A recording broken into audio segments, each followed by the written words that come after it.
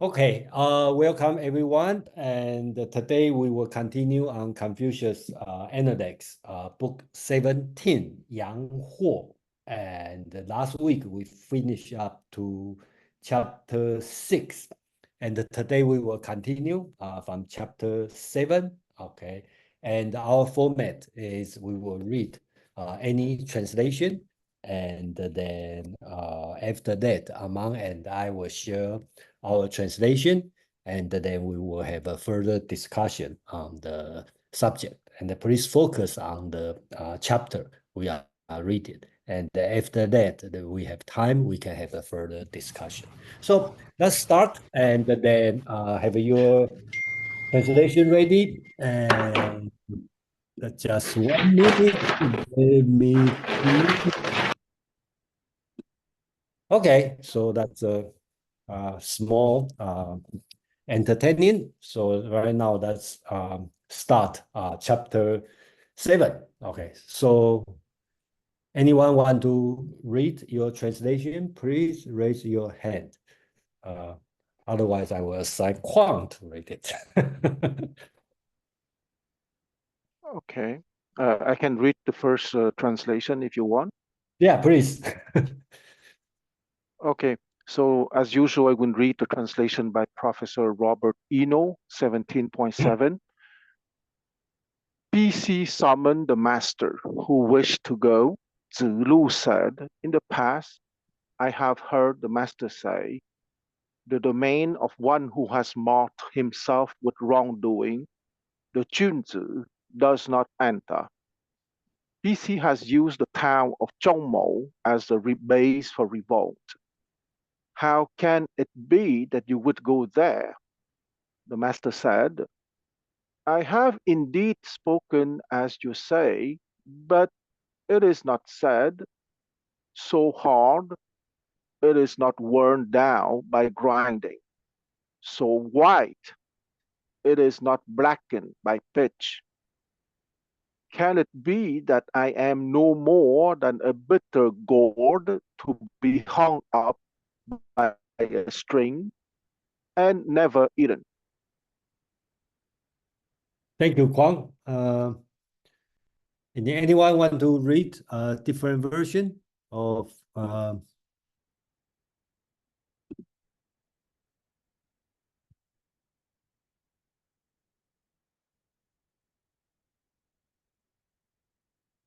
probably I can, okay, so probably we can see just 1 minute.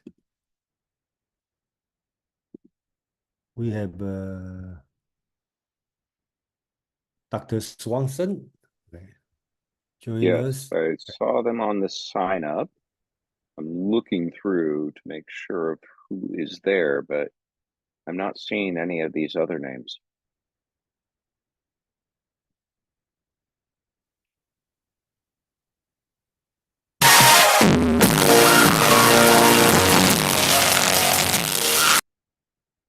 And that's gone.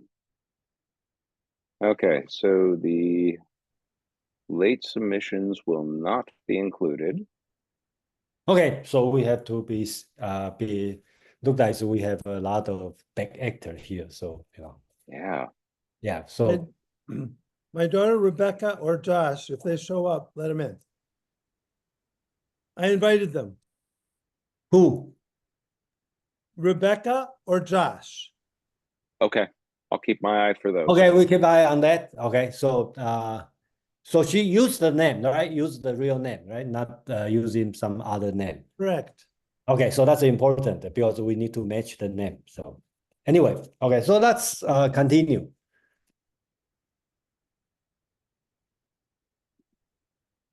Shall we go ahead and read ours if Yes. nobody else has a translation? Okay. Yeah, just 1 minute. Let me go back to here. Sorry for the disturbance, and then we do chapter 7. Okay, here, chapter 7. Book 17, Chapter 7. Bai Shi summoned the master, who wanted to go. Zulu said, in the past I've heard teachers saying, if one acted in evil, a junzi would not enter his area. Bai Shi use Zhong Mo's as his base to rebel. How can you go? The master said, yes, I have said these words. Is it not said, what is hard doesn't become thin by polishing? Is it not said, what is white doesn't become black by pitching? Am I a bitter gourd to be dangled but not to be eaten? Thank you, Amam. I think this one is the third time in this chapter, right? Confucius want to work for some people who rebel against their lord. Okay, so that this one is the third time. Bixi, okay, he is a rebellion, and then but it's not in the state of Lu. Okay, so I think it's in the state of Jin. That's another state, and the Confucius want to go there, and then Zilu is not happy. He said, he said what the Confucius used to said. Okay, you should not.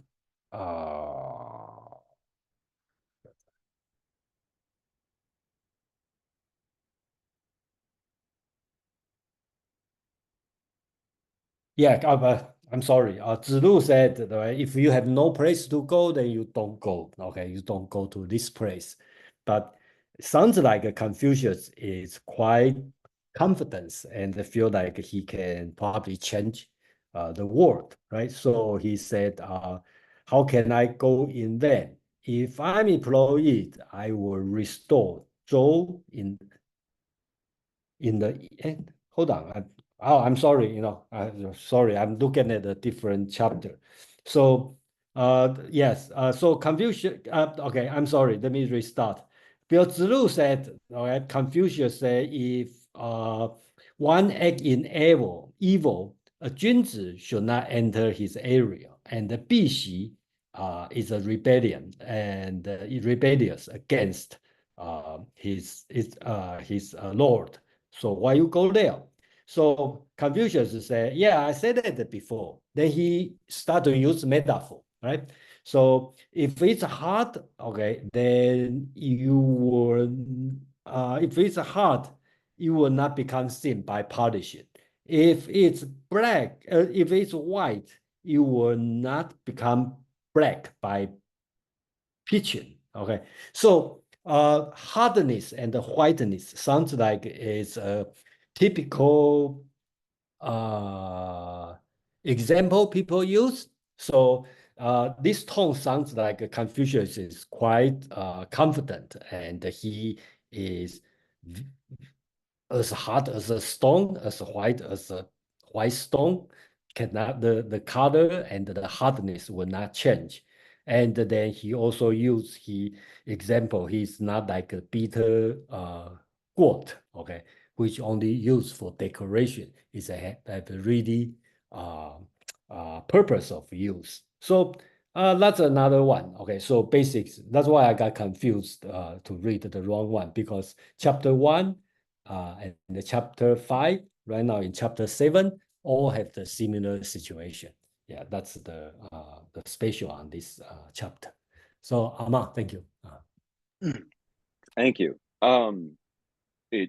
I will have to admit, I'm multitasking here, trying to control the waiting room. So I won't speak overlong about this chapter, other than to say this is another example of the master doing something that his students question, in the sense of, we've heard your instruction. Your instruction has always been, of the highest moral caliber, of serving the highest moral character, doing things for the good. And now you're being asked to go somewhere by somebody who is morally questionable at best. So aren't your actions at odd with your lessons? And his response is to say, yes, those are words I have said, but is it not also said X, Y, Z, to point out that it's not just necessarily a clear-cut case of always follow this line. You must take into consideration the additional context to know what is the better or more proper action for you to take. And here, we still see the master in a state of mind to serve even in the decadence of the Western Zhou, even as the sort of organization and legitimate structures are starting to erode at the edges. So it's interesting because his urge to serve is to serve for the sake of stopping that erosion, of restoring that Zhou of old that was the dynasty as he saw it in its prime. So I find this an interesting vignette, as many of these in chapter 17 are, of the master's actions and words seeming at odds and then being reconciled in the end with not a clear explanation, I wouldn't say, but at least enough of an indication to think more deeply on Zulu's convictions.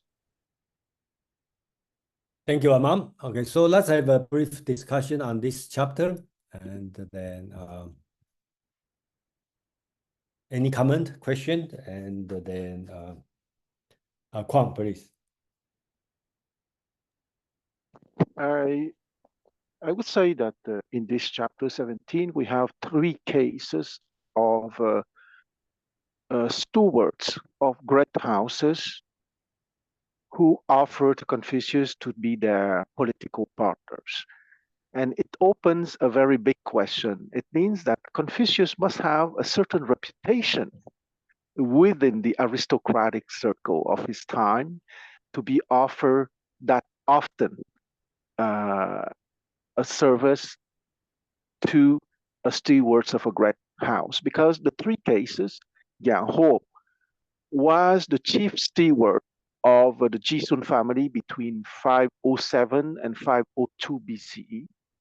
The second case, Gong Fu Rao, was the guy who managed the household for the Jisun after Yang Ho between 502 and 498 BCE, and this time BC.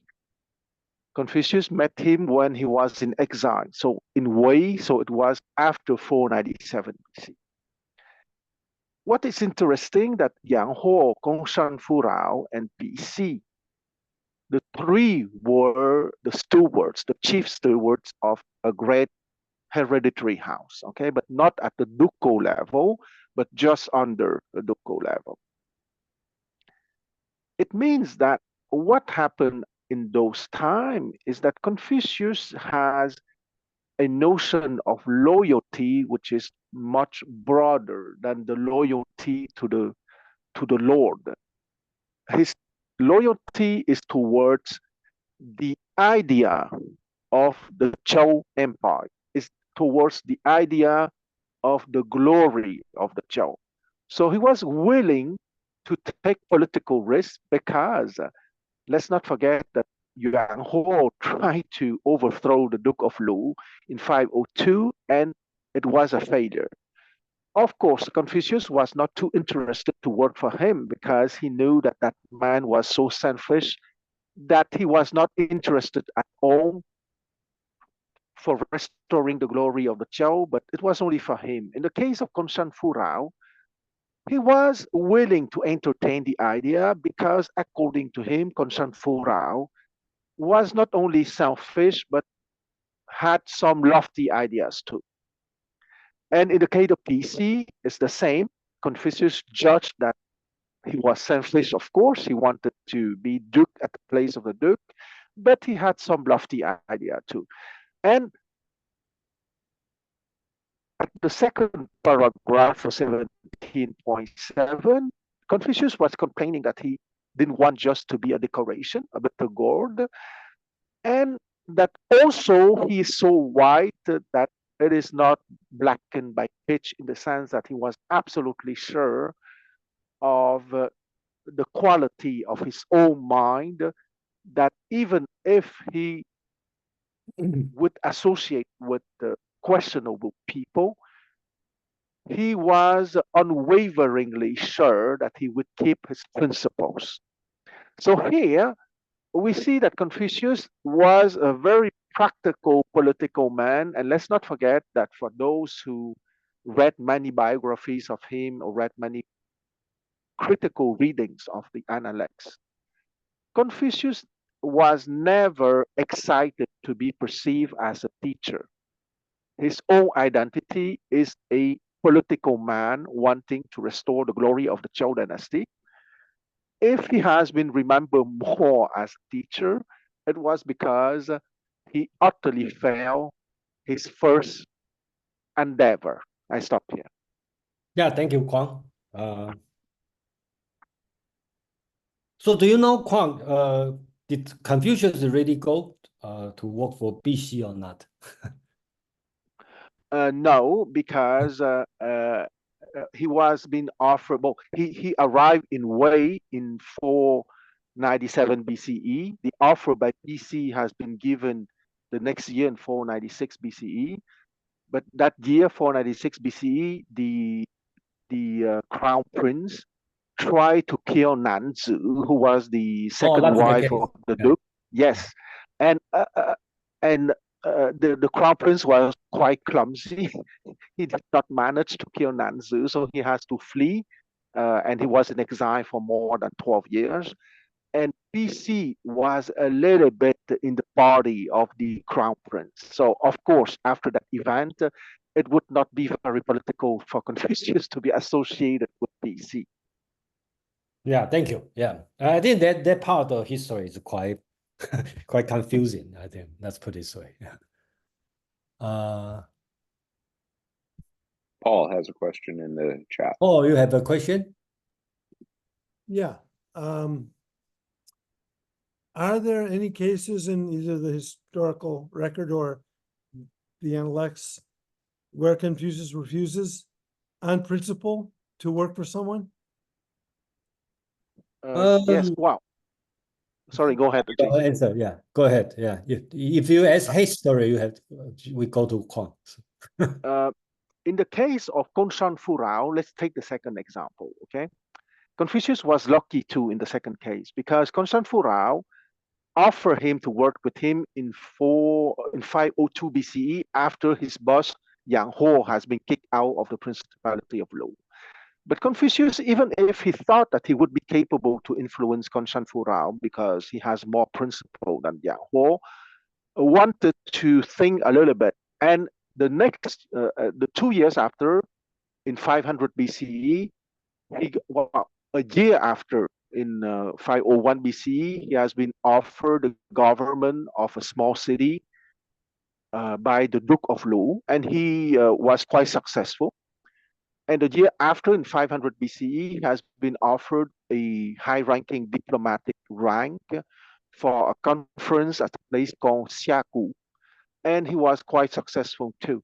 So I would suggest, and that Gongsan Furao would be defeated by his lord in 498 BCE. So Confucius was lucky because he was wise, and he was lucky. He was wise in the sense that he gave himself some time to think about the offer of Gongsan Furao, because he was tempted by that offer.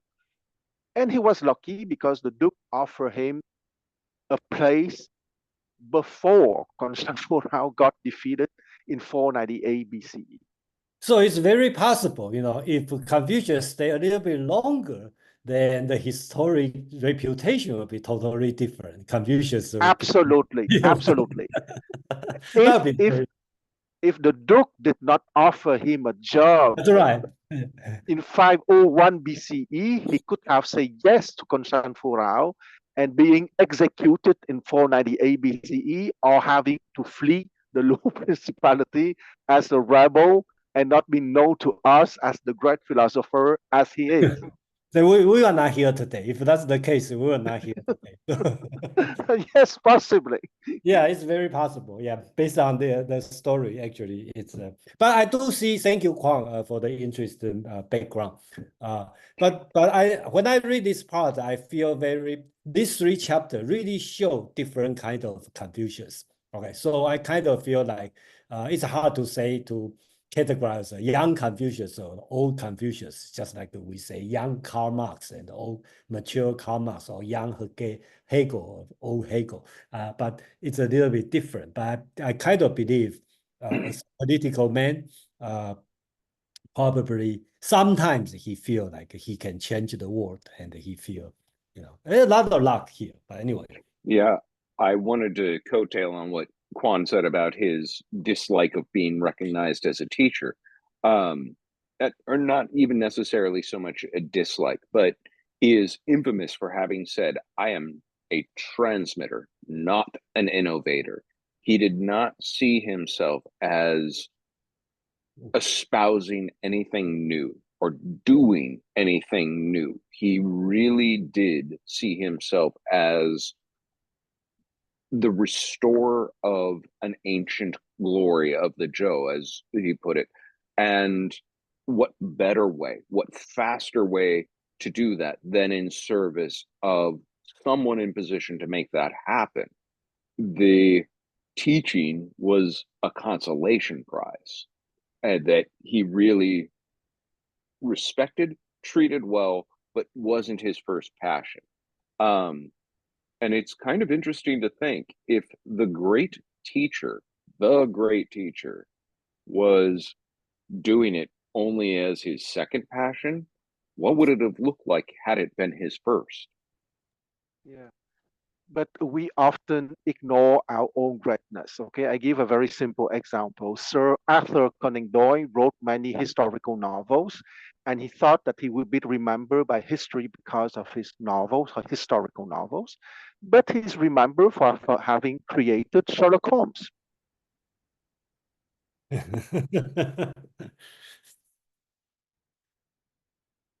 Okay, so any comment, question about on this chapter? Chapter 7? Otherwise, we can move to chapter 8. Kwang. Okay, 17.8. The master said, Yo, have you heard the 6 imperatives and the 6 related flaws of narrow vision? Zulu replied, No, I have not. Sit and I will teach you them. I will teach them to you. If you love a run, but you do not love learning, the flaw is ignorance. If you love knowledge, but you do not love learning, the flaw is unruliness. If you love faithfulness, but you do not love learning, the flaw is harming others. If you love straightforwardness, but you do not love learning, the flaw is offensiveness.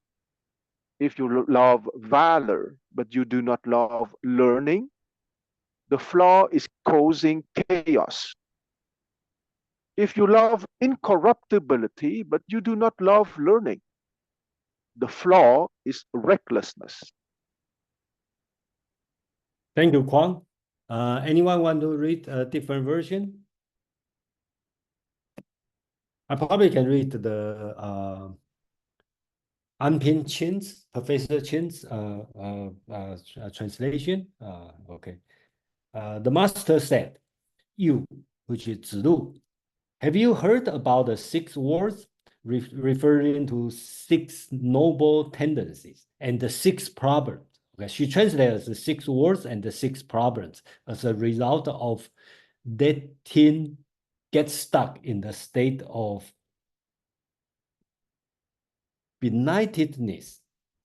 Zilu replied, No, I have not. Sit down, and I will let you. To love humanity without a love for learning leads to foolishness. To love the quickness of intelligence without a love for learning leads to an unmoved life. To love trustworthiness without a love for learning leads to harm. To love forthrightness without a love for learning leads to decisiveness. To love courage without a love for learning leads to unruliness. To love unwavering strength without a love for learning leads to weird behavior. So that's another translation. Okay, so let's see. Okay, Amam. Book 17, Chapter 8. The master said, Yo, Zulu, have you heard 6 words with 6 maladies? Zulu replied, Not yet. The master said, Sit and let me teach you.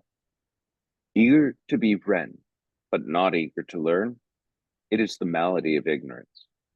Eager to be wise, but not eager to learn, it is the malady of aimlessness, unmooredness. Eager to be trustworthy, but not eager to learn, it is the malady of damaging. Eager to be upright, but not eager to learn, it is the malady of being unkind. Eager to be brave, but not eager to learn, it is the malady of causing turmoil. Eager to be firm, but not eager to learn, it is the malady of becoming fanatic. Thank you, Amam.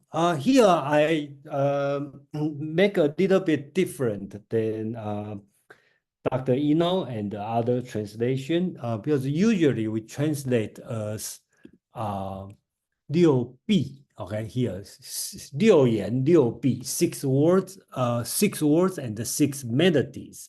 Dr. Eno translate as flows. I think the Leahy also translates a flow, and some translate as a problem.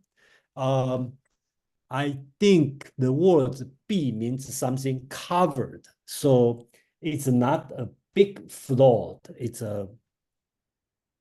I guess it's a small problem. Okay, so that's Confucius talking to Zilu, and specifically talk to Zilu because Zilu probably have all these virtue like 仁, wise, trustworthy, upright, brave, and firm. Right? Look, guys, Zilu already have this kind of virtue. Confucius keep teaching. But Confucius here is talking about eager to learn. That's I translate as 好学. Okay, 好学. So Confucius' warning is you already have these 6 virtues, but you still need to keep learning. Okay, otherwise your virtue will go to the other direction. So I think that's the Confucius concept, and this teaching is specific tailored to Zilu, who is kind of a little bit brave and careless, this kind of person. So that's Confucius teaching. So this 16, and I think they match very well, right? So about 人 or human-heartedness or humanness, right? If you don't keep learning to improve, it's easy to become ignorance. Okay, I think here the 人 kind of take the narrow meaning as benevolence, right? If you are being nice to everybody, then it's easy to, without keep learning, you easy to misuse this one. Same as wisdom, right? If you don't keep learning, you will become aimlessness. The Chinese word use dang. Okay, that means just like a boat on the port or in the river without certain direction. So it's just like hanging around there. So that's a Confucius word. And the trustworthy, if you don't improve with learning, you may cause damage, right? Because you just keep your words and you may not do the right thing. Same as upright, you may become unkind. And the brave, right? If you are brave, if without certain learning, you may cause problem, okay, cause turmoil. If you are firm and not eager to learn, then you will become Chinese words use words called 狂, okay. So I translate as a fanatic. Another word I just discussed with Armand could be a bohemian, okay, or take a little bit negative sense. That means if you are firm on something and you may become unconventional, okay, become different than the not going to the right way. That's Confucius meant on this one. So what we learn here is even you have the virtue, okay, you cannot just stick with that. You need to keep improving by learning. So you will not only you need to improve, most important, if you don't keep learning, you will go to the wrong direction. And in the entire Analects, I think it's only 3 people Confucius considered as eager to learn, so-called 好学, right? First one is Confucius himself. He said he has nothing special, only thing he good at is he eager to learn. Second person is Yan Hui, his favorite student. Third one is not that famous. I think it's in book 5, talking about Kong Wenzi. He died, okay, and he has been have the posthumous name as Wen, and then his student asked why he has get this kind of name, and Confucius say, oh, because he is eager to learn. So through these 20 books of Confucius Analects, I think only 3 people, okay, being qualified as eager to learn. So I think that's important in Confucius teaching. So that's it. Amang, please. Yeah, I find this one interesting because Zulu, each of the master's lessons are geared towards his student that he's speaking to, but they are also universally applicable.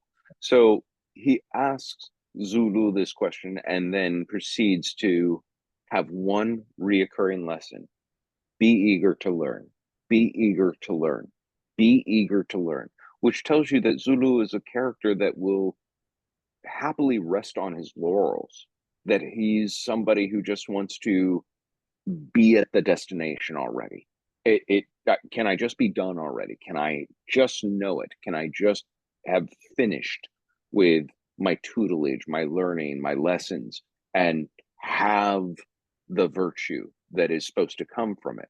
And he's warning him here that without continuous learning, this will atrophy and it will become ignorance. It'll become aimlessness. It'll become damaging, which I find very interesting because that idea of not the destination, but the continued endeavor is a lesson that permeates beyond just Confucianism into many of the greatest teachings in the Eastern world, that you are never finished. You need to be always working on,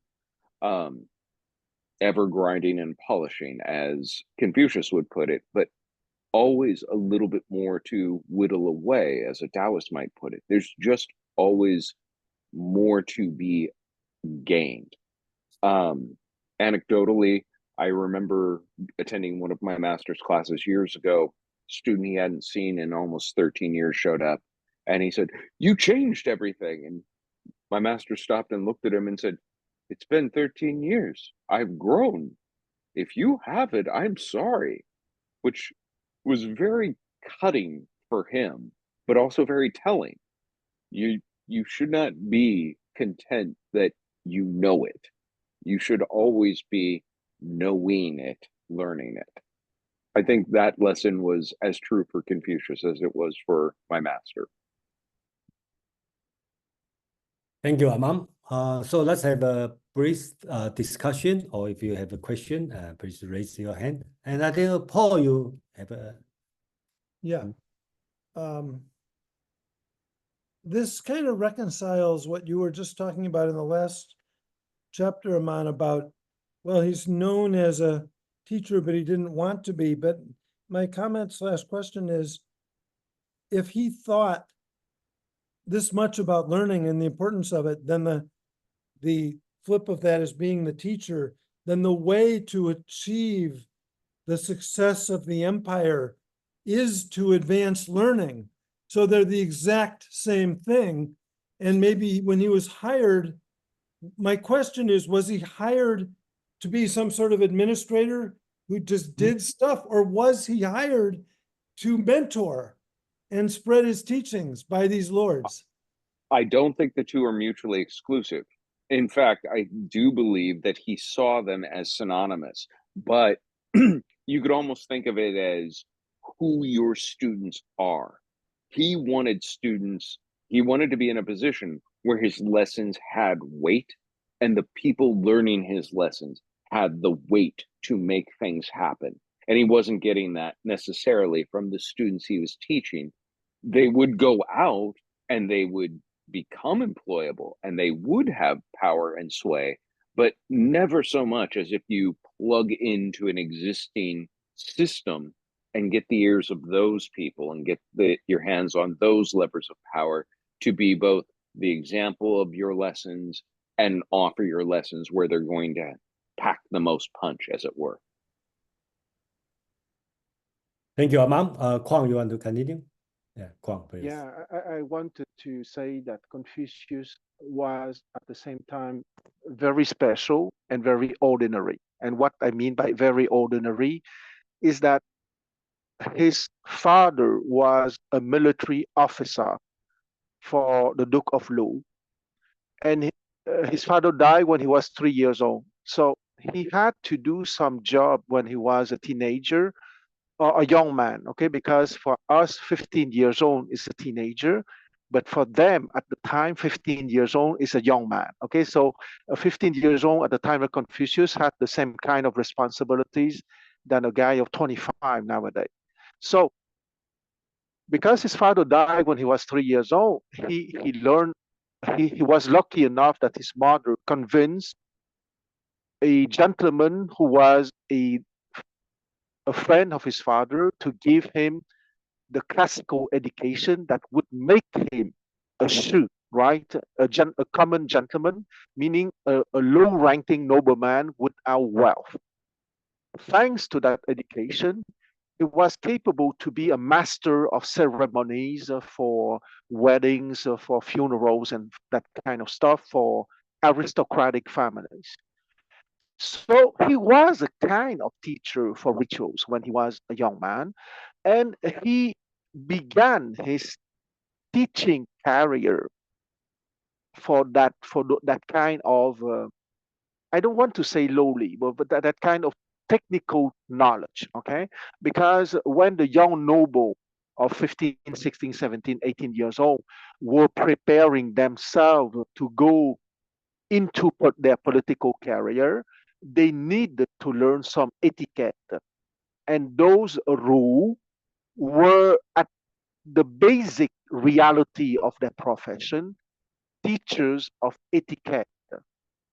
But what is special with Confucius that he pushed his profession much deeper and much broader than the average teacher of aristocratic etiquette.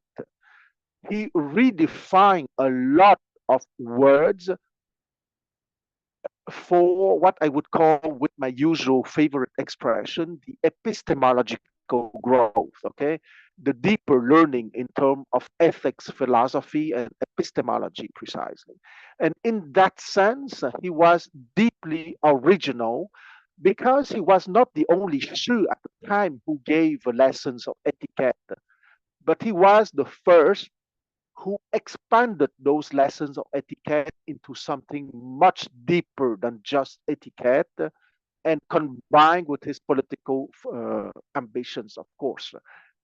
I think that is why that's that may be one of the reasons why he never loved to be perceived as a teacher, because of his past as a teacher of aristocratic etiquette that he did not see as something very glorious, but rather as something having developed a deeper philosophy with a high, lofty political ambitions. And let's not forget that at the time, the Shu were precisely the impoverished aristocrat. And those impoverished aristocrats were not very happy with the fact that the higher nobility were behaving like barbarians and not reflecting at all what they should be, meaning exemplars for the society. I stop here my long speech. Thank you, Kwang. I think the one way to look at it, that's the way I look at it, is Confucius, if you say he is a teacher, he's different than today's teacher, right? Like Amang is a teacher, I know. And I don't know, you probably don't have any higher purpose. I don't know, it's other than teaching. I actually start off my lesson by saying I am not a teacher. I'm a professor. Okay, so there's a sorry. difference. They do a much harder job than what I do. My job is easy by comparison. Teachers should be given Super Bowl salaries. Okay, so but I will assume like Amman probably don't have a political purpose on that, and then Confucius as a teacher, and he has a political purpose on that. So that's why I try to come unless Amman is thinking about running for next president or something. So that would be a different situation. Okay, Nick, please. Yeah, thanks. I have a question and a comment. My question is on if you put your translation on the screen, it will be helpful. Yeah. So my question is on your choice of word. Yes. Melody, to translate the Chinese character. But you mentioned the meaning of that Chinese character being translated actually means cover, to hide, to cover. So my question is, why did you choose this word, which is a bit far away from that meaning? I think that it's a cover. So cover means, but it original means cover, but when it used here, it means some shortage, right? Some shortcomings, because it's not good enough in this way, right? Because when we say something covered, it means something like the light board you cover, so it's not so bright. So in this way, is let's put this virtue, right? Wise, let's say brave, right? It's being covered. Okay, so it become not that good. So I think if you translate as a flaw, it more means like something bad. Okay, that's my understanding, and I know it's not a strong argument, but I make a conscious decision. I think melodies probably a better way to do it, but that's my opinion. Yeah. I don't know how do you think, and I welcome to your suggestion, because that's that's no perfect way to do it. But how do you think? Yeah. So that's my comment. Yeah, please. You are welcome. I have access only to Leggie's translation, and he used a word which is strange to me, beclouding. So Okay, I don't that's know. another word. Yeah. Yeah, but it tells me some sense of covering. Yes. Cloudy. But my main point is on the original meaning of this Chinese word covering, 蔽. Yeah. Because this relates very much to to how we read the ancients. Martin Heidegger had a very similar thinking about the idea of truth in Greek, right? So in Greek, the truth is aletheia. So it's the negation of letheia, which is covering, and the falsity. The Greek use the word pseudo. We have pseudo signs, pseudo names, but pseudo means the falsity in opposition to aletheia, which has a connotation of not disclosed, covered. May not be maliciously covered because somebody tricked you into, but just so you don't see it as it in its natural status. Therefore, when Confucius used this word and associate it with learning, that makes a very deep philosophical sense because you only access what is covered through learning, right? You don't access what is being covered by the other 6 virtues. You only access them through learning. Therefore, if you do not have the learning, you will be blindsided, because you couldn't penetrate, you couldn't disclose what is there. So it's in that sense that the choice of the English word becomes important to carry over the original meaning of the Confucius.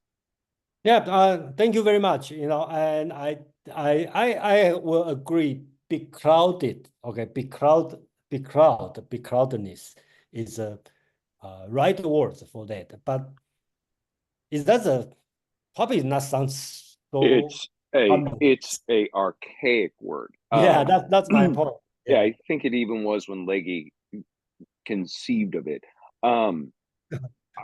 I understand, Nick. I absolutely. It is a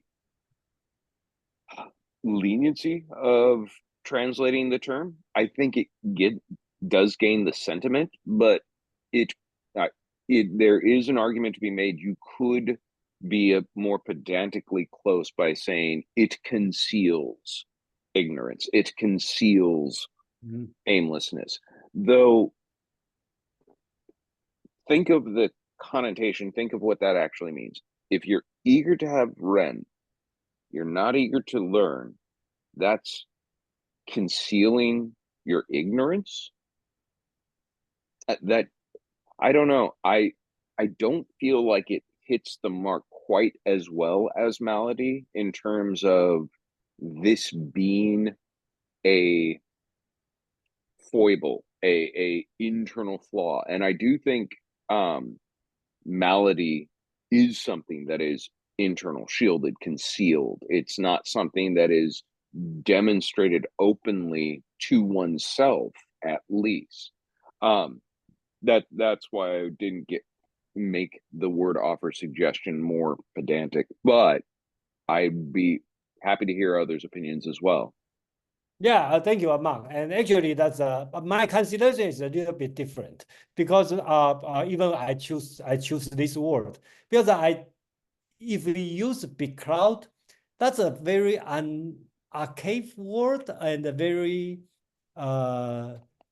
unusual word. And another principle I use here is when Confucius or they use common word, simple word, I try to translate as a simple English. That's the way I try to do. So if you use a strange word or unusual word, which is very close, then that could be a problem to me. Because another idea I want to do is I want to make sure the tone are similar when you translate to English. Okay, so anyway, very welcome to any kind of suggestion, questioning. I think that's the purpose. I am happy to present here and to receive any criticism, let's put this way, or suggestion. Thank you, everyone. Kwang, please. I think that Malady is interesting because I would try to explain myself. Okay, go ahead. let's. The matter you I like agree. about the slide, please say. Yeah.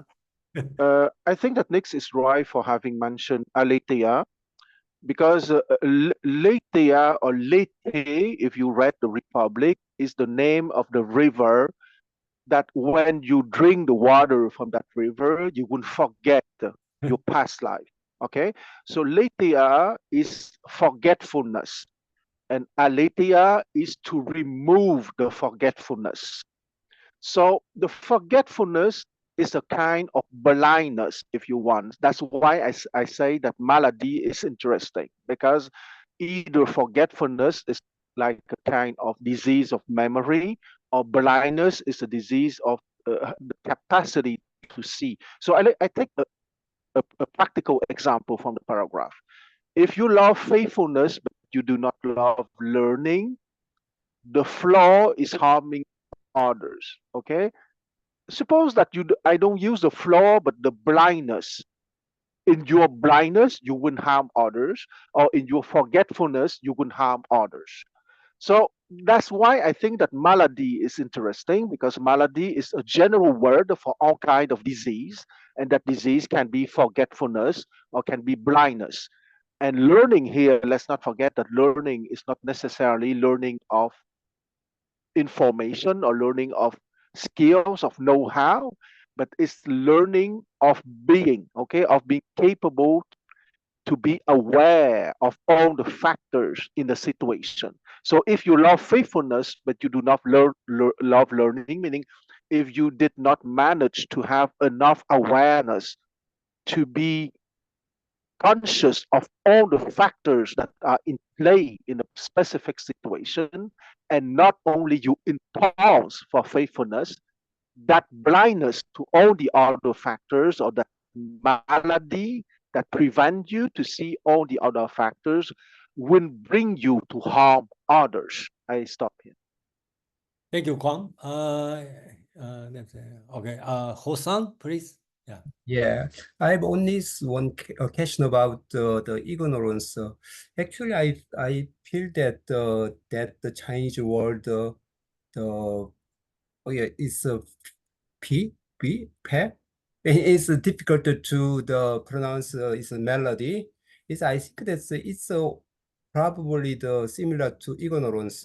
So in your the translation, the melody of ignorance, ignorance is a little bit different meaning from Chinese character.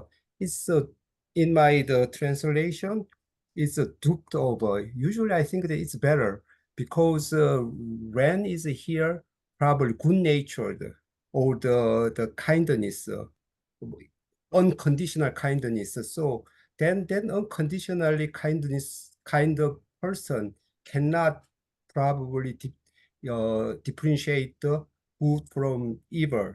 So the in that case, he or she maybe the yeah, maybe what kind of used something like that. So in this case, I'm not sure it's ignorance is a little bit the out of the context. Yeah, I'm not sure. Yeah, Okay, you talk about ignorance here. yeah. Right? Even when is here is probably too kind of cannot the So what's your translation rate on this one? I'm not sure, but here I have the Ames and Rosemont translation. They translated is the will be easily duped. Duped means that the wrongly used something like that. Probably here, ignorance is something like do not know, but what do not know? That ignorance leads to something, because I do not know what is good and what is evil, then I cannot, I'm confusing that Okay. yeah, in that Yeah, case, understand. Yeah, actually, be honest to you, when I work on this part, I also a little bit confused. Okay, be honest. Okay, but my job here, I'm working on the translation. So, Confucius used the word, or not Confucius used the word, and the Analects used the word 鱼. yeah, Then I need to find some word matched it, right? So I cannot use my own creation and say, oh, yeah. that's Yeah. So only thing I can understand, make it logical, is the 人 here. I think 人 here means narrow sense, not Confucius 人. That means general kindness. Yes. So think about if you are kind to Yeah. anybody, you may too kind to some Yes. bad people. So that's why. So I think the translation of the ignorance may not be wrong, but the understand the word 人 could be different, because I talked about this last time. Because Confucius probably sometimes take this word 人 take as a narrow sense, which means general kindness, okay, instead of high virtue. That's another way to look at, So of course, that's you have your own interpretation. But thank you anyway to bring up this one. And one word that I talk about this 鱼. Okay, since you mentioned this one before, I don't have the plan to talk about this word, but I think this word is also interesting because in English translation, you can translate as ignorance, you can translate as stupid, and then you can translate as dumb, okay, or something, right? But if you look at this word in Chinese, right, let me enlarge this word. Yeah. You can see that that's a heart in there, and another word on the top, that means monkey. So basically it means monkey heart. So what's the monkey heart? You can say ignorant, uneducated, or I think that's what it meant. Yes. So for me, it's probably better. The stupid is better than the ignorant. you mean stupid is better? Yeah. Yeah. If I choose the term, probably stupid is a little bit strong, but for me, it's in this context. Yeah. Yeah, it's my suggestion. Its melody is a little bit strong to me, but it's okay. But the in that case, the word, the melody is yeah. Somebody says that is covering. Covering means it's ignorant of something. Then the consequence is the six the flows. Yeah. Then one flow is not ignorance, then that flow is stupid, being stupid or being the used. Yeah. So Yeah. I was going to put in a word here for why I supported ignorance as opposed to stupid or foolish, because the remedy is learning. And so the implication being that through learning, you can avoid these cantraps, these foibles, these veils, these beat. And it Ren being his most important, even if it's not the grandiose Ren, it is a more narrow Ren, but you're not eager to learn, you're going to fall into the foible of ignorance, which almost seems pedantic to say you're not eager to learn, you're going to wind up ignorant, but you want to believe in the best of all people, which is that human heartedness that is Ren. I think it emphasizes his edict to learn, whereas stupid could be written off as insolvable, as just that's the state of being, the condition that you are. Whereas ignorance, as we use it today, almost by definition, simply means not yet informed, not yet educated.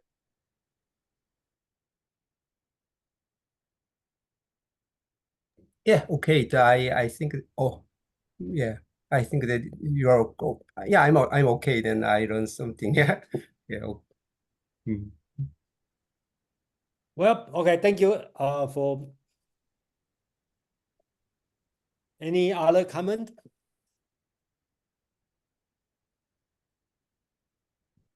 So we can move on to chapter 9. Okay, so Kwon, please. Okay, 7.9, the master said, young friends, why do you not study the poetry? By means of the odes, one may inspire, one may reveal one's thoughts, one may gather with others, one may voice complaints. Near at hand, they can guide you to serve your fathers.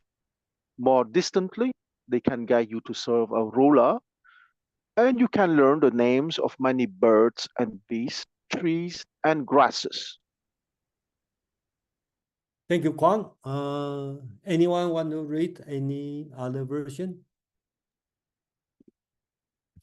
Okay, so let's go ahead. Aman, please.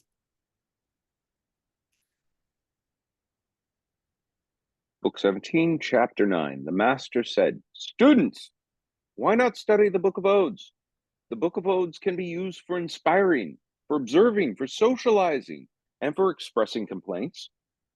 From serving your fathers to your lords, from it you can recognize the names of many birds, beasts, plants, trees." Thank you, Aman.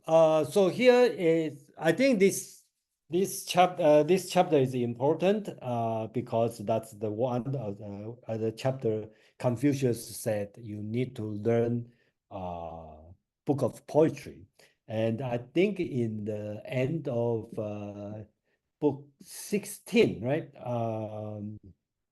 Yeah, in end of book 16, right? Chen Kang, right? As Confucius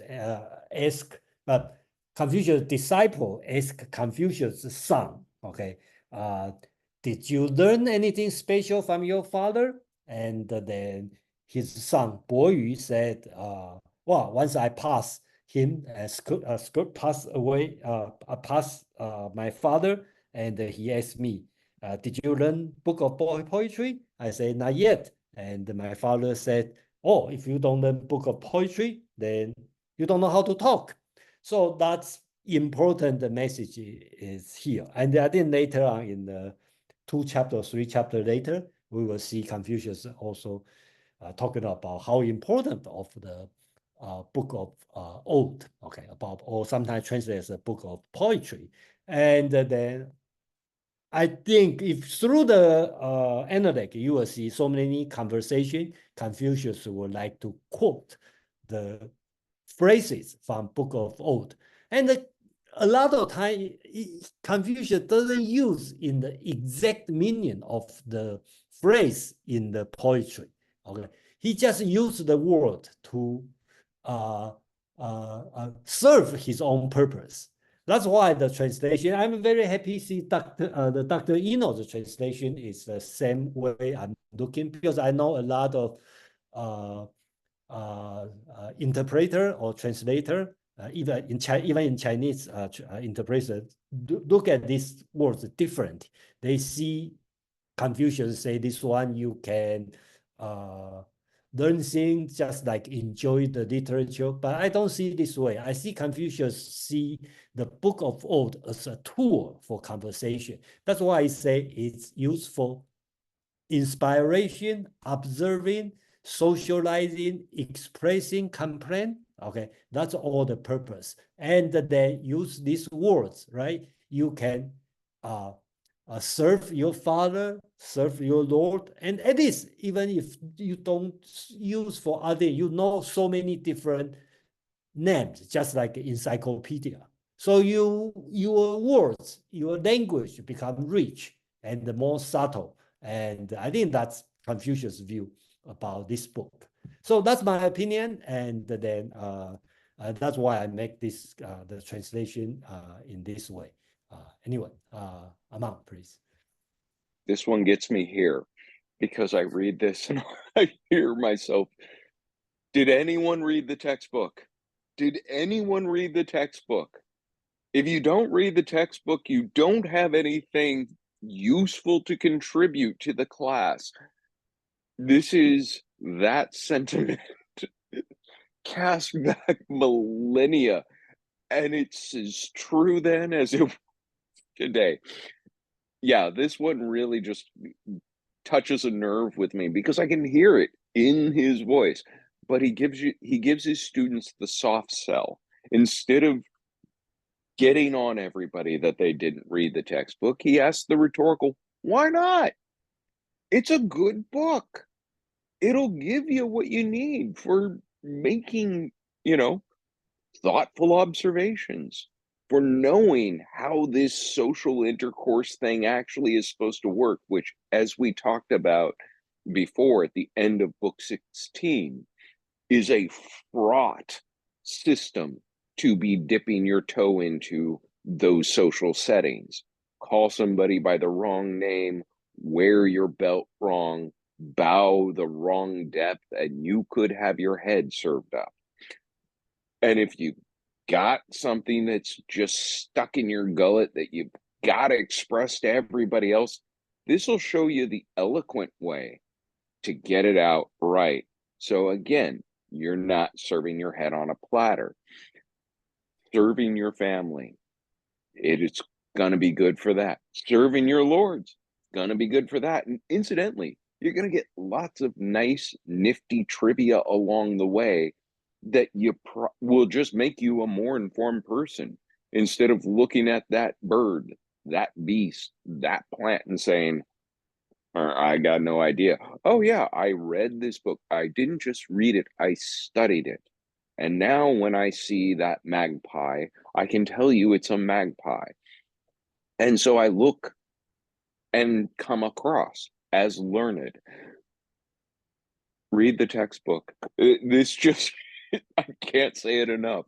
That is the sentiment just screaming off this page. And it's so refreshing to think that I have the same problem Confucius had, and that 2,000 years from now, someone else is going to have the same problem. And maybe it will be put down in even more eloquent ways to get them to read the book. Thank you, Amam. Nick, please.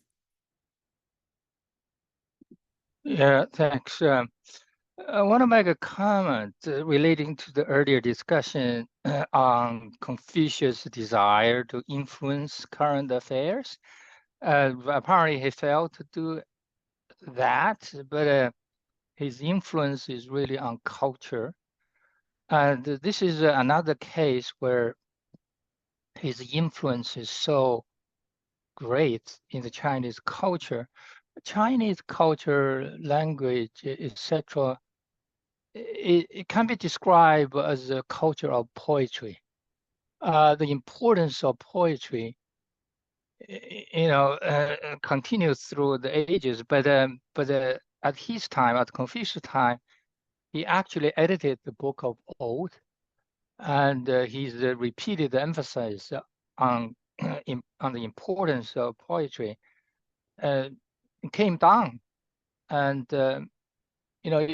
I'm reminded of German language. German language is also heavy in poetry. And then, we got guys like Martin Heidegger, which eventually resort to poetry to articulate certain philosophical ideas that cannot be articulated in written words. So in that sense, and also, our reading of the Tao Te Ching, the Lao Tzu, etc., indicates certain ideas that cannot be articulated unless it's put in a poetic format. Thank you, Nick. Any other comment? No? This one is a simple one. Let's move on. I think to which one? 10, right? Yeah, 17.10. Okay, sorry. Quang, please. Okay, the master said to Bo Yu, have you learned the oaths of the Zhounan and Shaonan? A man who does not learn the oaths of Zhounan and Shaonan is like a man standing with his face to a wall. Yeah, that's probably the continuous from the same, just 1 minute, the same. Okay, I think that's a continued discussion. Okay. Yep. Among, please. Book 17, chapter 10. The master said to Bo Yu, his son, have you put Zhenan and Shaonan the Book of Odes, into practice. A man who doesn't put Zhonan and Shaonan into practice is like a man facing a wall and merely standing there. Thank you, Amam. Okay, so here is another one, and probably just continue from the previous one, chapter 9, and also from the book 16. And the book 16, Confucius' disciple asked Bo Yu, Bo Yu is Confucius' son, okay, about learning something special from Confucius. And on the book 16, Bo Yu said, my father, okay, said, if you didn't learn, if you haven't learned the book of Odes, you don't know how to speak, how to do the conversation. And chapter 9, talking about the advantage of, just 1 minute, advantage of learning, the purpose of learning book of Odes. And here, even it doesn't mean, okay, doesn't talk about book of Odes, but basically use the word Zhounan and Zhaonan. Basically, that's the first 2 chapter. Okay, they have the 3 book. Okay, and then that's the first 2. I think they have the 3 book, and then that's the first 2 chapter, and they use Zhounan and Shaonan to represent the entire book of Odes. And Confucius' meaning is here he used the bu wei. Okay, so I think this word is important because it's not just Confucius doesn't mean just remember it. I think Confucius means put in practice. So since it's used for your speech, okay, when your conversation, so that means really understand and put this one in your daily life. Okay, so he said, if you don't put this book of Odes into practice, just like a man facing a wall and merely standing there. Okay, so I think you can imagine if you're facing a wall, standing there, I think it means nothing to talk. Okay, you don't know what to talk. I think that's what the meaning on that. So yeah, Amang, please.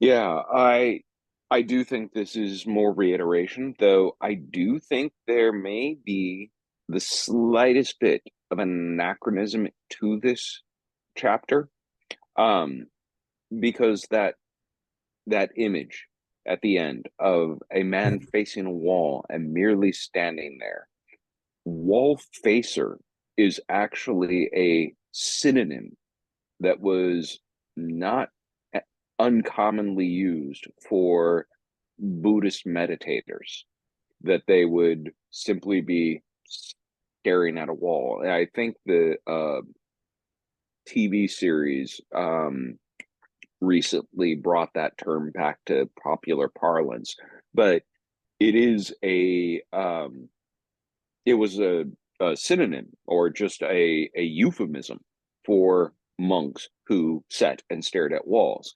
They'd call them a wall facer. And so I do wonder about that final bit of this chapter. Not that this sort of sentiment was not expressed to Bo Yu from the master many times about the importance of the Book of Odes, and here some specific portions of the Book of Odes, but to make the analogy that if you haven't studied, then you're no more useful than a man who stares at a wall, just sits facing a wall. I do feel like it might be a slightly anachronistic jab at those monks who later would take that practice.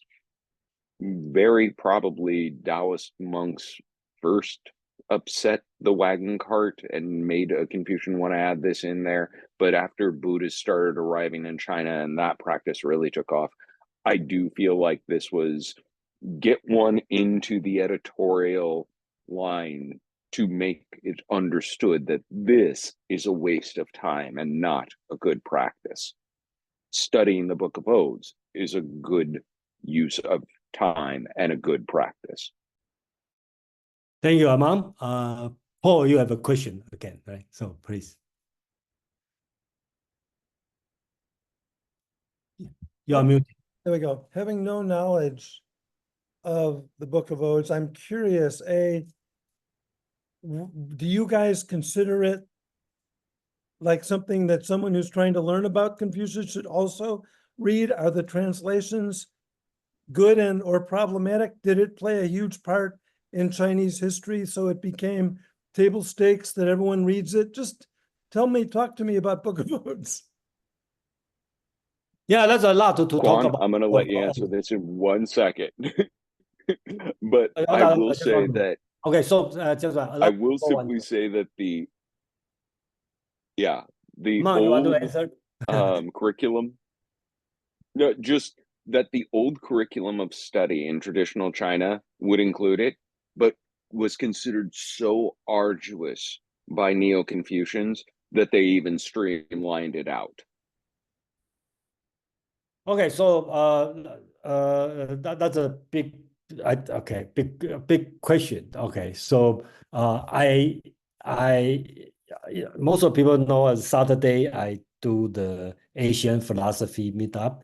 That's the one period of time think about introduce Book of Old. Okay, and then I haven't the project I'm doing is I collect all the Confucius quote on the Book of Old, okay, and I try to put them together and to present.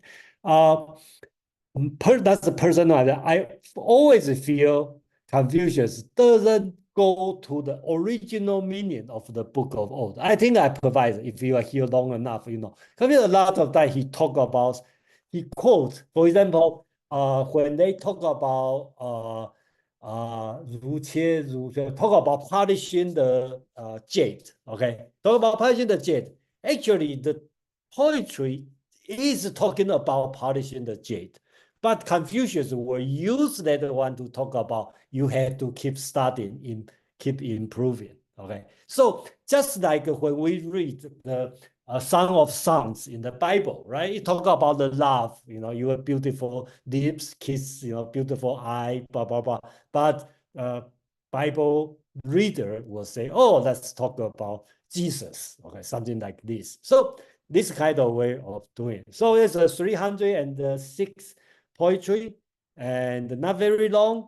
And they use a lot of words, probably 20% of the word I never seen before. Okay, so very difficult. And they basically they have the I would say three book, right? So-called the Feng Ya Song, right? Feng means the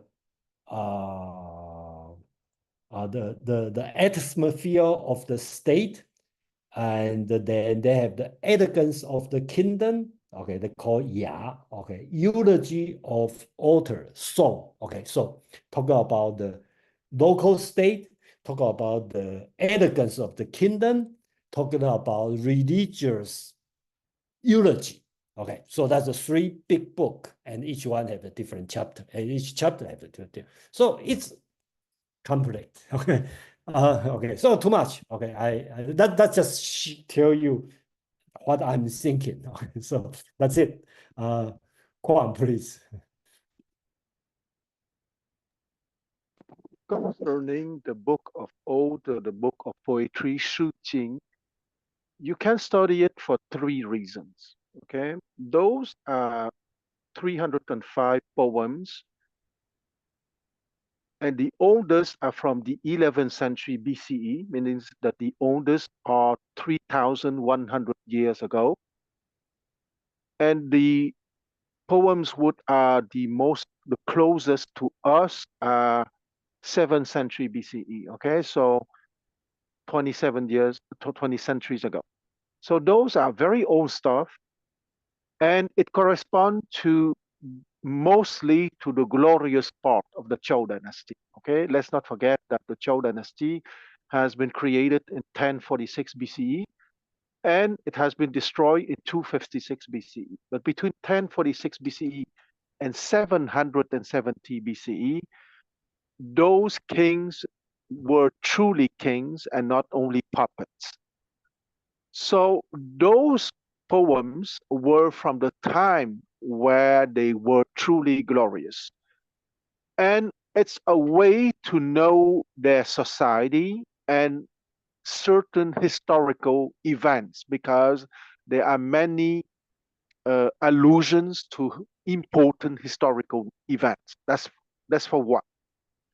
The second reason, the poems have been interpreted in an ethical framework from Confucius. Okay, as Jason gave an example, when a poem would speak about jade,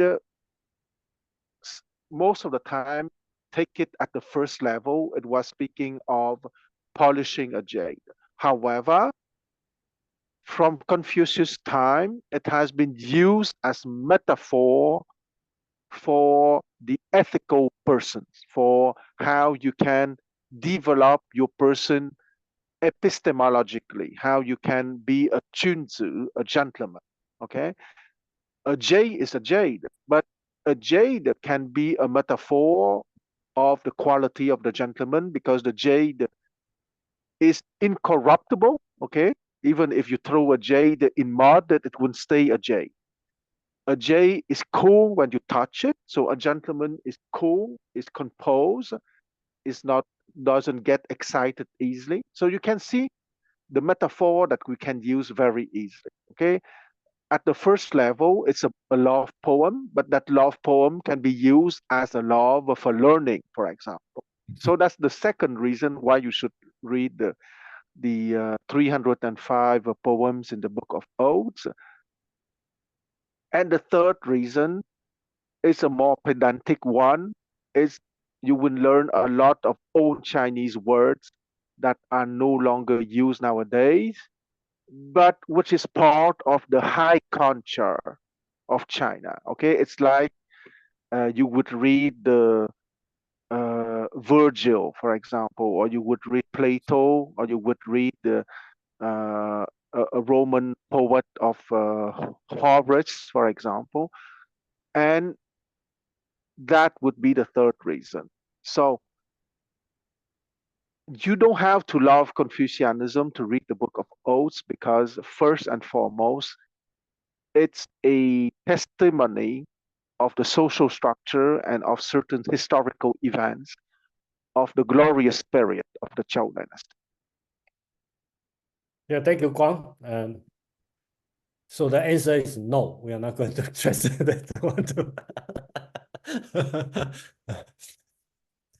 Okay, Mark, please. Sorry. Yeah, thanks, Jason. I have two questions. The first one is for Eamon, and then the second one is for anybody, but I'll ask them together because Eamon might want to respond to both of them. Quan might have something to say about this. So when you were talking about the facing the wall in reference to meditation, were you saying that you think that the original text is referring to meditation? No. That's I don't think we ever said about meditation. Okay. Anybody said about meditation? I'm talking I about brought it up. Eamon's comment. Yeah, Yeah, I'm talking about Eamon's comment. Hang on, Okay, let me finish both my questions before you respond. So, or are you saying that that's the way people like might interpret it later when it's being read? But then my second question is, what evidence is there for how widespread meditation would be at the time that this was written? That's it. Thanks. As far as the evidence of how widespread it would be in the 5th century BCE, it would not have spread widely in China by that point. You've got to wait almost 200 years before you probably see it becoming a regular practice, and then an additional 200-ish years with the influx of Buddhist monks, where it would become prominent enough to actually be a easily recognized phenomena, as opposed to the occasional oddity. The reason I say that this feels anachronistic is because it's a very odd slight for him to use to his son about not studying this. And the animosity of Confucians towards, especially Buddhist, centuries later after their influx, dominated for a very long time in China. There were a few reasons that they had real issues with Buddhists, mostly about family renunciation. That was the big cleaving mark between Confucians and Buddhisms or Buddhists. The expression or the actual phase mianbijia or wall facer is just a euphemism for any meditator, but it probably was more predominant with Buddhists because they were more known to be active. That was like central to their identity.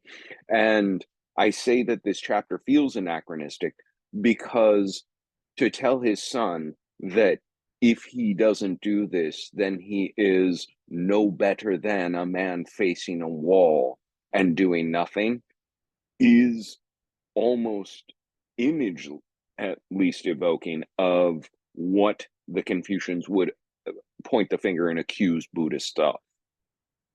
Does that make some sense?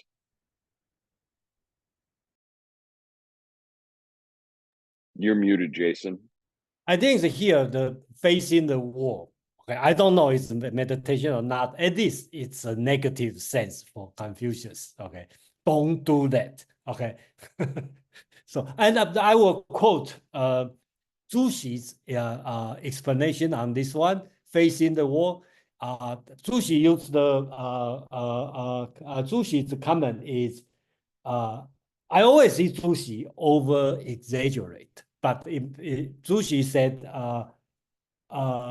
okay, you see nothing and walk nowhere. Okay, so that's Zhu Xi's command. Okay, so you face the wall, you see nothing and walk nowhere. Okay, so that's Zhu Xi's command. Okay, 一物无所见，一步不可行. If you know Chinese, that's the way. Kwang, please.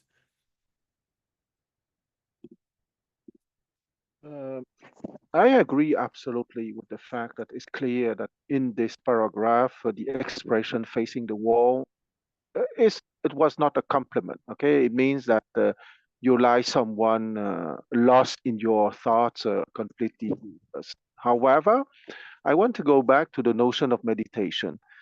The expression facing the wall as equivalent to meditation became, let's say, in circulation in China only with the arrival of Bodhidharma. Okay, and Bodhidharma arrived in China in the at the end of the 5th, beginning of the 6th century AD. Okay, so 1,000 years after Confucius.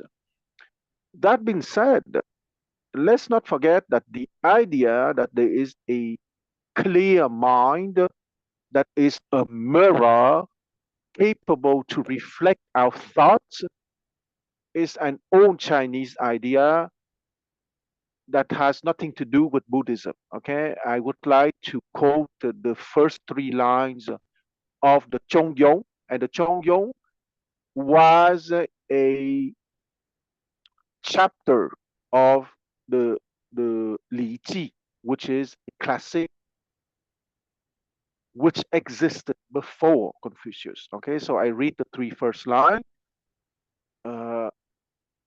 What has been ordained by heaven is our nature.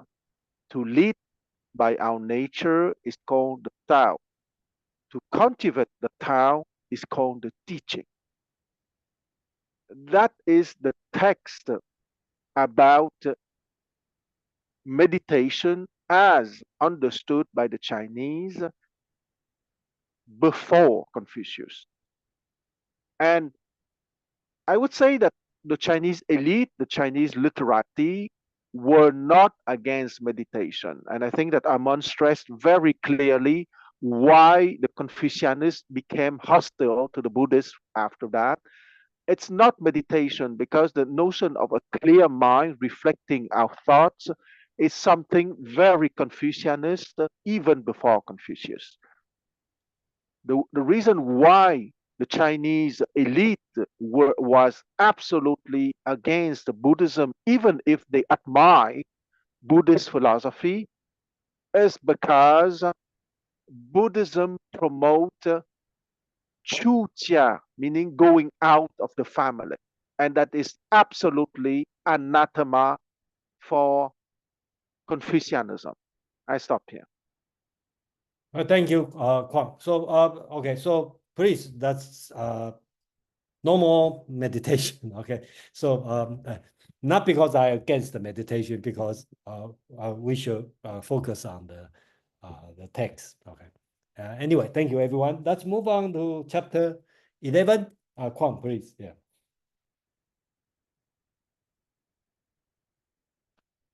Okay, chapter 17.11. Yeah. The master said, Li is jade and silk. All we mean by it. Music are bells and drums. All we mean by it. Thank you, Kwang. For the following will be yeah, go ahead. Yeah. Before I read our translation, I just wanted to read the leggy real quick because I like that old tone. So, chapter 11, book 17, the master said, "It is according to the rules of propriety," they say. "It is according to the rules of propriety," they say. "Are gems and silk all that is meant by propriety? Is it music?" They say, "It is music." They say, "Are bells and drums all that is meant by music?" Our translation.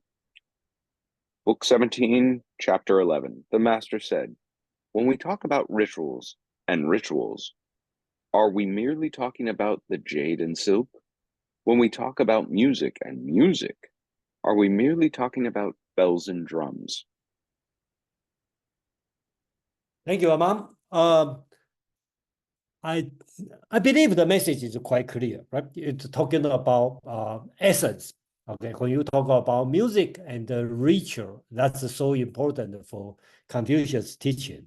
But we are not talking about ritual. We are not talking about the form, which is about the jade and what kind of silk to use, what kind of clothes you wear, what kind of jade you carry. We are talking about what? Your behavior, what's the essence of rituals. When we talk about music, yeah, okay, we talk about use music to cultivate our nature, okay, our personality. We are not talking about this kind of instrument, bell and the drum. Okay, we are talking about something, the essence, not the form. I think that's what Confucius want to say. Okay, among you. Yeah, I couldn't agree more. I can't help get the feel of this is a lesson being taught about the difference between form versus function. So, is it the ritual for the ritual's sake? No. What's the function of the ritual? It provides something. It provides a social touchstone, a point for people to orbit around, to recognize together.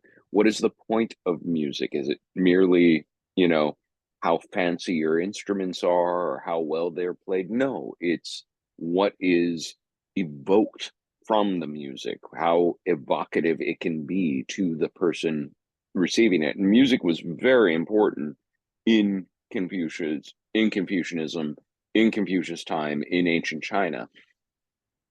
I want to say just a tiny bit about why music is so important, because it is so infectious. What we hear set to tunes sticks with us. I can still tell you that I'd like to teach the world to sing in perfect harmony and buy the world a Coke. I haven't heard that in 40 years, but that jingle is in my head all this time later, because music has this insidious way of not only sticking with us, but lodging deep.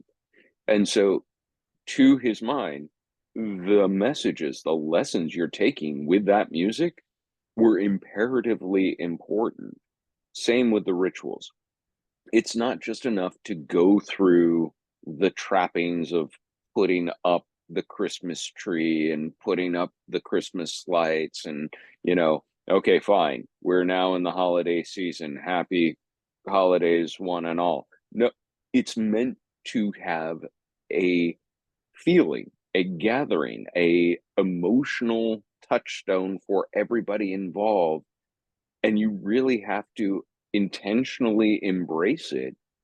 Otherwise, you're, just grinching your way through whatever the ritual may be. And as I've mentioned before, rituals can be big, but rituals can be very small. And for him, both were exceedingly important. Music can be a long operatic overture, but it can also be a few notes jingle. And either one can stick in your craw and be with you for the rest of your life. So you better be thoughtful in both cases about how you approach these things. Thank you, Amam. So let's have some discussion on this one. No? Let's move on. 12. Kwang, please. 17.12, the master said, a fierce expression outside and cowardice within. If we seek an analogy among small men, such a one would be like a robber leaping over a wall or boring through it. Thank you, Kwang. Let me see. Okay, Amam, please. 17:12.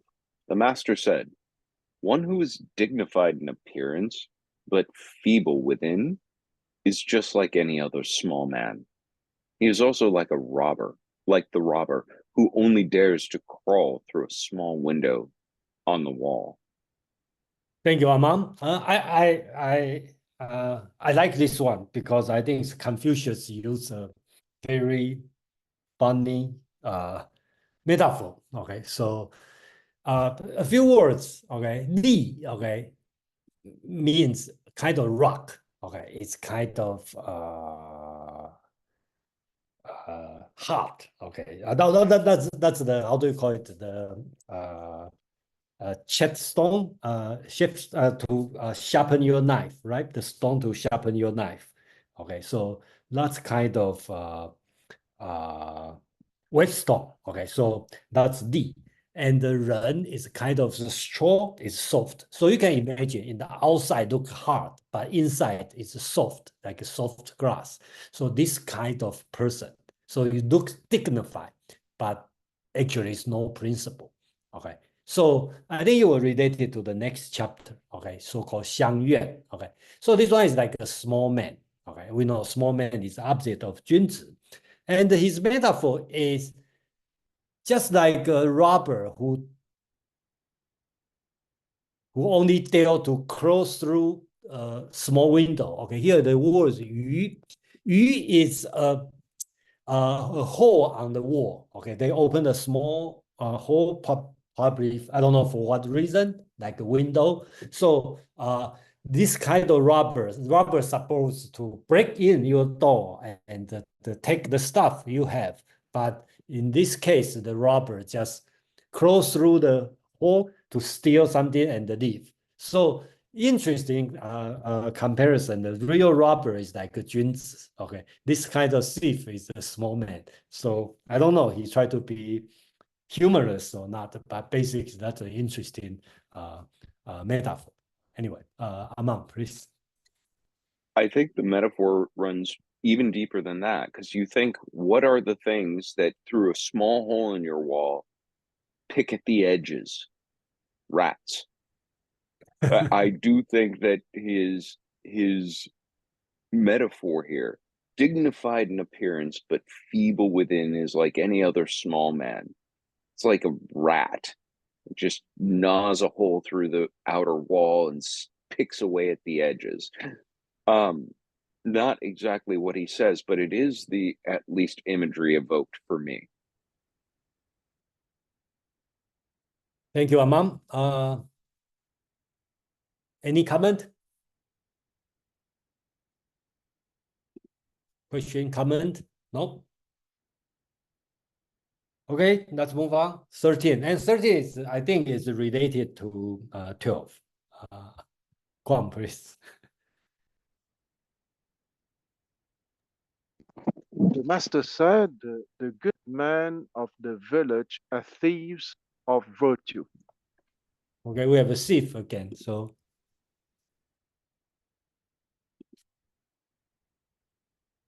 okay, chapter 13. The master said, the action in accordance with the wishes of the villagers is actually a damaging virtue. Thank you, Amam. So here, this word is very difficult to translate. In Chinese, you see it's very short, called 相悦. Okay, this one is also very famous, right? I think the previous one talking about a person who has dignified in appearance but feeble within. So this kind of person is similar to the previous one, but it's a little bit different. This guy is a pleaser. 愿 means wish, okay? And then Chinese word, the passive term and the active are the same word. So here means he act according to other people's wish. So the countrymen, the villagers' wish. So that's kind of a person who compliant with everything. You know, if you please everybody's opinion. So this kind of person he calls the shift of virtue, and actually say, okay, it's different than the words Dao. I think I know most of people translate this word as shift, but I think here in many ancient texts during this time, this word also used as a verb. Okay, that means damaging something. So that means it's damaging the virtue. Actually, it's not practice virtue. Actually, this kind of person is actually damaging the virtue. I think that's what Confucius meant. You know, Amang, please.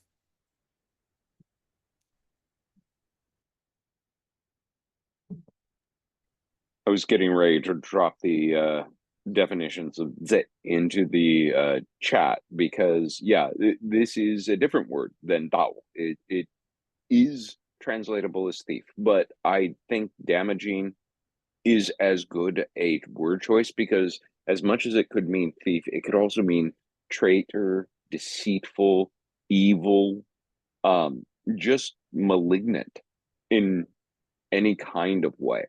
And so I do think damaging actually works. But yeah, you have slightly different character here. The previous one is a person who is dignified on the outside, feeble on the inside. This is a person who is glad handing his way around the village, trying to make everyone's wish come true, or telling everyone exactly what they want to hear, and that person is actually damaging their virtue. That everyone just goes, oh, good, it's been handled. He said he'd take care of it, and we can all probably surmise by now that the Shaoran or small man is never going to handle it. All he wants is the accolades, not actually to do the work that would fulfill these villagers' wishes, let alone if it's a good idea to fulfill their wishes. The Confucius of old was not a proponent, I repeat, not a proponent of democracy. And this would be the evidence of that. Thank you, Amam. I think today's politician, probably that's the try to please everybody in a way. So, any comment? Too simple to comment. So let's move on to let's finish 14 and today let's finish to 15 so that we have the 10 more chapter to do for the next week. So we finish book 17. Yeah. So Kwang, please. 17.14, the master said, to spread what one hears right along the street where one goes, that is to throw away virtue. Thank you, Kwang. And as Jason puts it up, 17:14.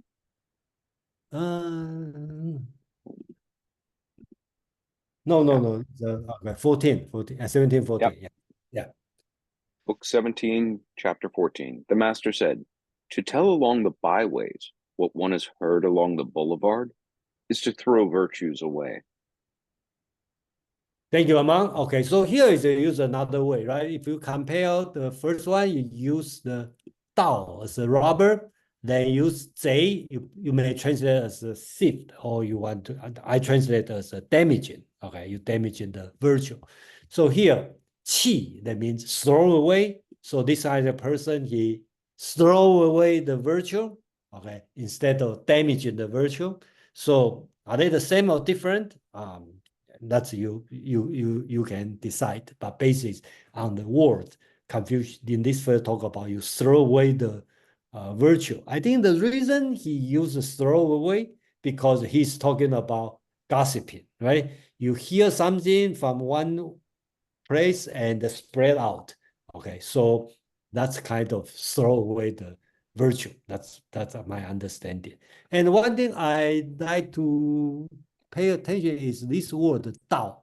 Okay, that this word being appeared in the Dao De Jing and also in Confucius Analects many times, and I usually translate as Dao. Okay, but here we translate as boulevard. Okay, because here doesn't means, well, you can say it's a way or the Dao. Okay, you hear some Dao and then you talk, without understanding, you talk about. You can talk about this way, but I think here Confucius meant the real Dao, which is a big road. Okay, a large road, main street. That's Confucius. So you hear from the main street and then you spread out on all the alleys and talk to your neighborhood. I think that's what Confucius meant.